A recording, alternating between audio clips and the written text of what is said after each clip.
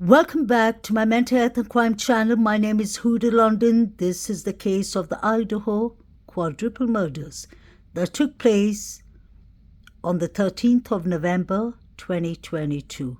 May the 4 victims rest in peace, condolence to their families, and may justice be served. Anyone would drink wine? I'll have some wine. I didn't even think of it really because, I'm not a big drinker, but maybe I should have something. You're not a big drinker?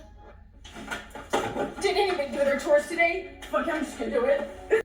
Kaylee and Maddie visited the corner club that's located in Idaho, Moscow.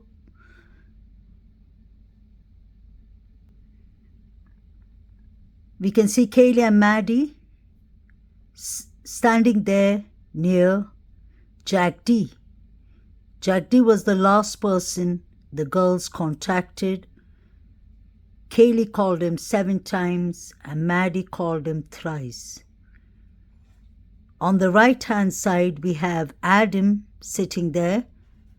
Adam was the person Kaylee and Maddie were talking to while they were walking towards the grub truck. Jack Schalter was with the girls. He walked them to the to the grub truck, and that is when the girls were last seen.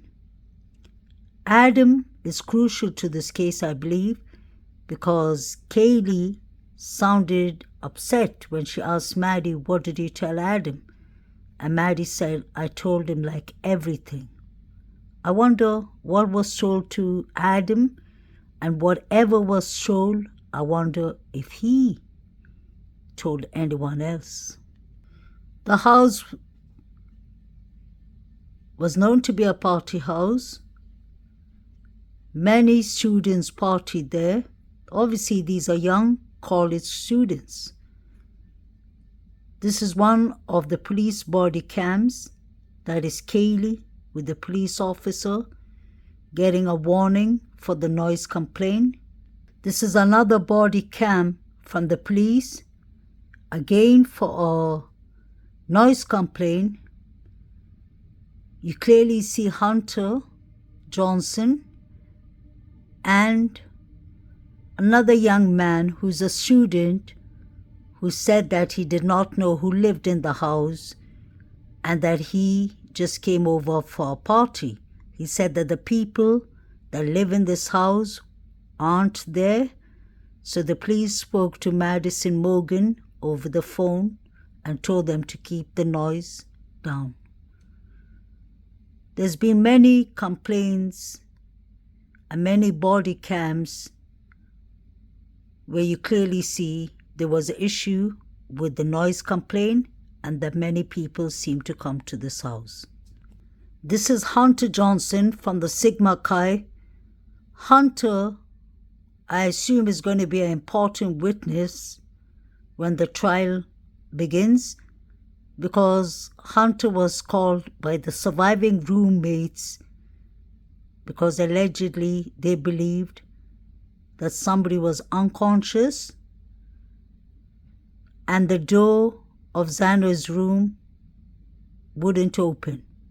Hunter came there. He was one of the people to call 911.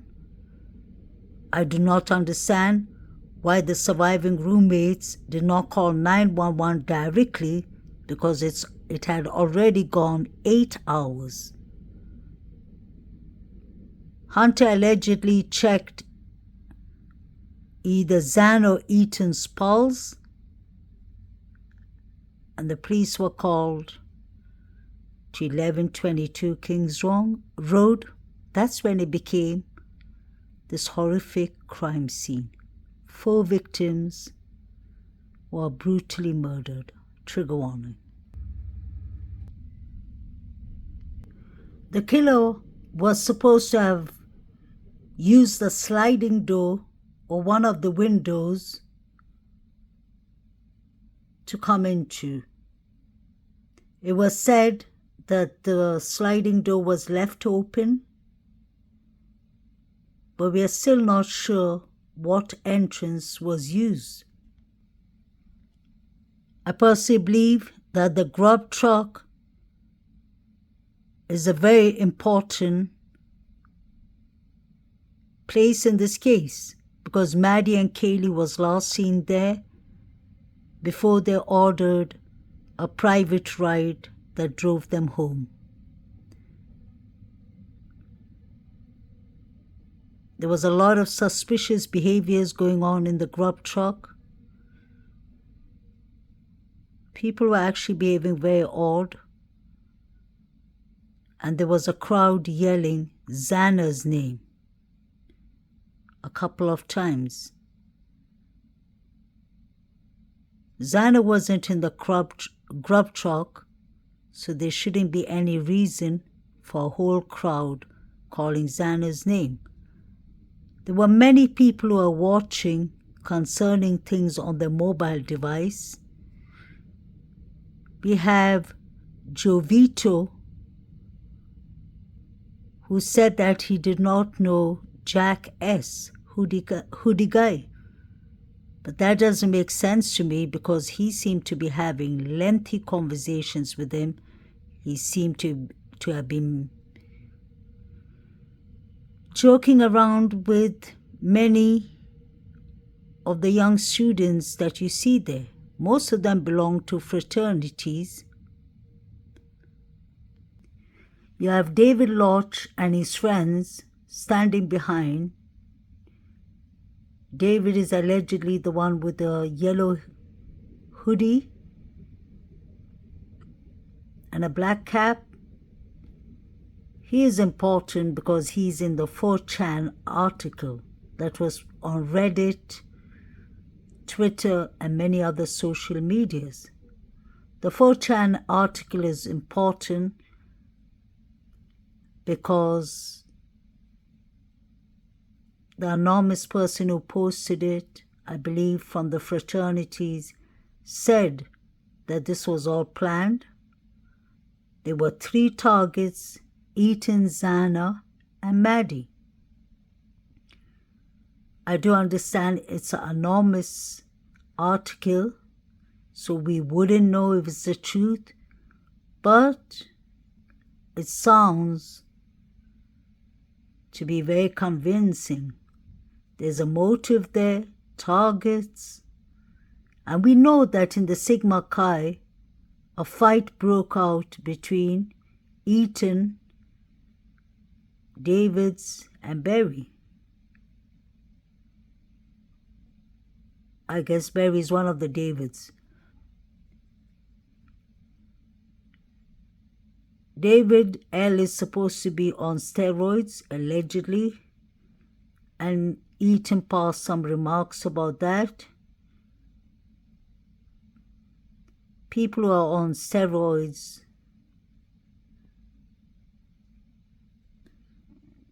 without a doctor's prescription usually isn't any good news because it has serious side effects. So I wonder what exactly happened at the Sigma Chi. This young man with the brown jacket appears to be very interesting for me because he ordered food, he waited for a while, and when he got his food, he chucked it in the trash. This was the last time Maddie and Kaylee were seen before they jumped on their ride. They left without John Jack Schalter, hoodie guy. Many people believe he was escorting them home, but I personally do not believe that. We could see the exchanges going on between Maddie and him. There's a point that Maddie said, "You, Mr. F you." John S. lives a minute from the girl's house. He lives in Queens Road. He's been kicked out of his fraternity for concerning and disturbing behavior like throwing dead animals in front of the sororities. He's known to have harassment behaviors and reports on him, especially towards females. There was a female who worked with him in Boise, Idaho. That's where he originally comes from. And the female said that she literally had to slap him, allegedly, to get him out of her way. She said that he called me and my friend the B word. So John Schalter has a lot of nasty characters, allegedly. He's very skilled in hunting, and we've seen pictures of him having 2 K-bars around him. And in this horrific murders, K-bars was used. Jovito said that he did not see anything disturbing besides that the girls were just intoxicated, and he said that was entertainment for him, which I found to be really rude, unmindful, and unprofessional, because he said that in his interviews after the quadruple murders happened, and he knew about it. I don't find anything entertaining in a quadruple murder. Young souls were taken too soon. This is hoodie guy, Jack Schalter, and you can see how well he looks there, allegedly. Because in the grub truck, he looks like he's lost a lot of weight. The way he's dressed and everything seems like things have changed for him. Things have gone in the down way. I don't know him personally, but this is what I see. I'm sure for him to have been thrown away from his fraternity, he must have lost a lot of friends. And the question is, did he take it well after the girls left him at the grub truck? Allegedly was kicked out of the corner club too for either harassing Kaylee and Maddie, may they rest in peace, or some other girls. So it seems like he has a lot of allegedly antisocial personality disorders with him, symptoms like throwing dead animals, harassing females, calling them bad names. His alibi is that he drove to Boise, Idaho, to his parents' cabin that is 6 hours away, between 2 to 7 a.m. He was ruled out by the police, but I don't know if I buy his alibi. This picture is a picture of BF, one of the surviving roommates, and John Schalter. They both went to the same high school in Boise High School. You can see how comfortable they're with each other. So I wonder if this has anything to do with the involvement of the quadruple murders. BF was one of the surviving roommates, and she and DM were allegedly texting each other during the active murders going on. So we have DM, BF, JS, Maddie's boyfriend Jake, who allegedly know each other from Boise, Idaho. They have a connection. BF is important in this case because Bryan Kohberger and his lawyer, defense attorney, Ann Taylor, believes that BF has exculpatory evidence in this case. What did BFC? Did she call Bryan Christopher Koberger to the scene? Was any of the surviving roommates dating Bryan Koberger? Could he have been framed? Was he involved in the quadruple murders? Those are all answers that we just speculate about, but they are important to be investigated. Steve GONCALVES and his wife, Chrissy, have played a key role in this investigation.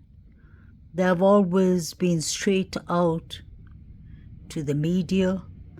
They've been trying to get justice for the other 4 victims.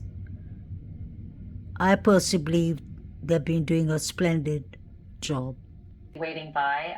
Their attorney Shannon Gray is also standing by as well. And thank you, all of you, for doing this and giving us this opportunity to touch base with you. I know this has got to have been one of the most difficult days of your life. Steve, let me begin with you. Your reaction after laying eyes on the person accused of doing this horrendous crime against your family.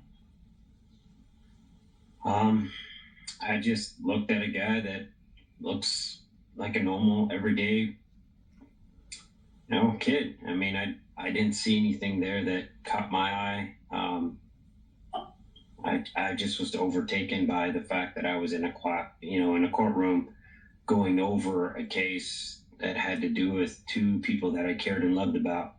It was a little bit unreal, but I was just overtaken by the moment. Christy, I can imagine that is an understatement, being overtaken by something. You're in a club no one ever wants to belong to. There are so many others across this country who have been through what you've been through and say the same thing. It's unbelievable. They're numb. Does that sum up how you felt? Can you tell me what you thought? I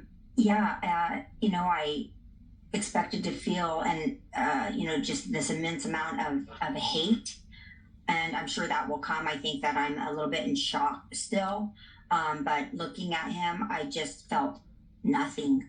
I mean, I just looked at him and I couldn't take my eyes off of him, his every moment. And I just could not believe that he has done what he has done.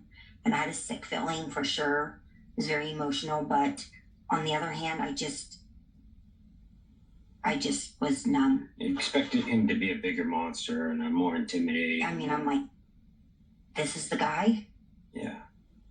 This is the guy that murdered our daughter. Are you going to be okay with continuing these court hearings? Are you going to show up at all of these court hearings? This is a lot. It's a lot to process. Before this, you were just parents of a couple of really great kids and living the American dream, and now there's this new normal in your life. I think we'll lean on the prosecutor to tell us if the information's going to be to a level. Like I've already told them what I'm comfortable with hearing about the family house. I don't want to hear any of the gory details. So there'll be certain days that we're there and certain days that we check out, We have Shannon that will keep us in tune with that as well. And we have other family members that will be going on some of those harder days. They feel that they can be there because we know it's a long road, but and it's a drive for us. But we'll do it every day if we have to. We just don't want to do big bad details. There's there on the screen there are pictures of Kaylee as you're talking, and I'm always struck by how much she looks like you. Absolutely stunning. You. Just such a beautiful girl. Indeed. Yeah, we didn't look like that. Mama's girl. She looks like you, Steve. She's got some of you too. I just wanted to get a sense from you about justice. What is it? What does it look like for you? I mean, you're just starting this process. For me, it's going to look a lot like an end. I mean, justice doesn't have a room where you can read books and you can go to school and you can have, 3 meals and you can have your vegan diet. To me, that's not justice. Justice is when you leave the planet and the whole world is able to rejoice and be glad that you are not there. That's justice, and we will forgive him. We will. We're not going to have that heavy weight on us. We will forgive this individual, and we will, but he has to pay for what he's done. And it's not just our daughter, it's all the victims he needs to pay justice to. And, you know, that's all I can say about it. Yeah. Chrissy, it's always a shock to face the person who's alleged to have committed these horrendous acts and changed your lives forever. If you could say something to this person, what would you say? I would just, you know, I wouldn't want to give him too much. But I mean, I would tell him that, you know, he destroyed our lives in an aspect. Does he realize what he has taken from us, from these 4 families? I mean, Ethan was a triplet. Maddie was an only child. Xana had siblings. Kaylee was one of 5. She was the middle child. She had 2 older siblings, 2 younger siblings. Just the immense loss.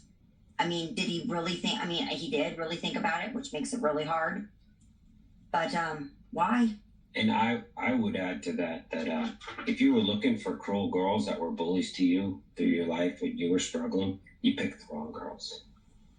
My girls have been through a lot, and they weren't the ones to pick on somebody that because they were overweight or they were struggling and people weren't. They were actually the ones to stick up for you. So yeah, you picked the wrong person if you were looking for vengeance on some people that were mean to you in your life, and you picked the wrong community. And we're gonna have to hold you accountable for that mistake. Speaking of that accountability, has the prosecution or anybody from the prosecutor's office discussed the option of a death penalty? Because victims' families are consulted typically throughout the process, and this is an option on the table in the state of Idaho. We've talked with them. We've had multiple meetings.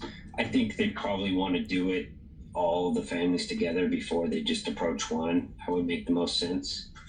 But we've had meetings, but we have not crossed that actual Question. Yeah, I mean, they couldn't even disclose just until recently that they were this close. They kind of said that, hey, give us some time. We think we have the right person. We're going to get this. But we couldn't go from that to death penalty or those type of details. Do you both have a feeling as to how you would respond to that question once the prosecutors put it to you? Absolutely. Yeah, we know. We're glad that we live in Idaho. Definitely. I'm assuming that you are in favor of the death penalty for this defendant. If our daughters could switch places with him, and I'm saying Maddie is my daughter, we'd do it in a heartbeat. If they could sit there and have 3 squares, a place to live, and we could call them, we could write them letters, they could watch TV, they could get educated. I would love if Maddie and Kaylee were doing life in prison right now. Yeah, so at least we could talk to them. That's not. They'd be breathing. A punishment equivalent to being killed. That's God's role. And if you want to play God's role, then you're gonna have to go answer to Him. Do you know if the Mogan family feels the same way? I know you all are very close with the Mogans. We have not talked to them about that. I was going to call her last night, and I did not. So I'm not sure. Easy to talk about. I'm not sure, but I have a feeling that that they will, but I can't say that for sure. They're very forgiving family. It's incredible to hear the words forgiveness out of your mouth, Steve. It floors me. It's extraordinarily magnanimous. You're a very strong family if you're able to be there today, especially on day one of this process, seeing him for the first time. I would love to ask your attorney, Shannon Gray, if I can. Shannon, was there anything in the affidavit you didn't already know about? Are there things that you know more about than the public knows now? Well, I think there were a lot of things in the affidavit that we had no idea about. The DNA, the sheath, we had suspected some things. The identification, I think we had suspected. But there were a lot of things that, there was quite a bit of information in that affidavit. I was actually surprised there was so much information in the affidavit. But, it looks like it's a solid case. And, I have I kind of look at the case in two different ways. As a former prosecutor, I look at it as a prosecution case, and it looks like a solid case. And then I flip the hat and I say, okay, as a criminal defense attorney, how would I look at it? And I still have a hard time with that, with the evidence that's been mentioned in the affidavit. And that's not the entire case. There'll be additional circumstantial evidence that'll be provided that will make more connections, hopefully, with the defendant in the case. And like they've always said, it's not just a arrest, it's a conviction. So we're hoping that that's the case. It's strange that it's gone 9 months since this interview, and there hasn't been much stronger evidence that we know of. I don't think it's going to be an open and shut case. The knife sheath is the only thing that the police and the prosecution has put forth, and that is touch DNA.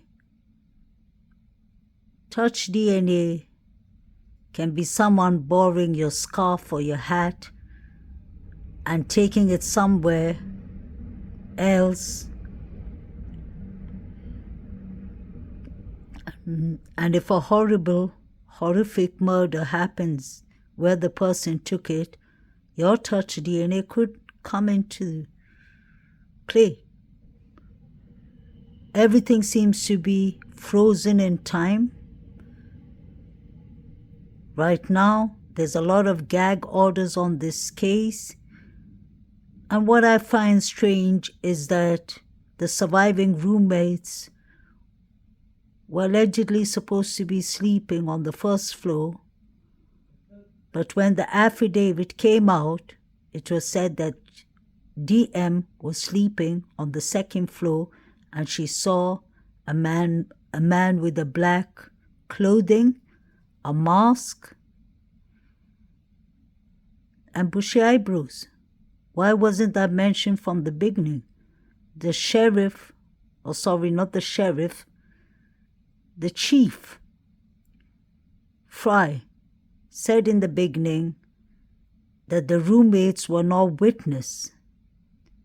They were just there. What exactly happened in that house? And why did it take 8 hours to call the Sigma Chi fraternity boys before even calling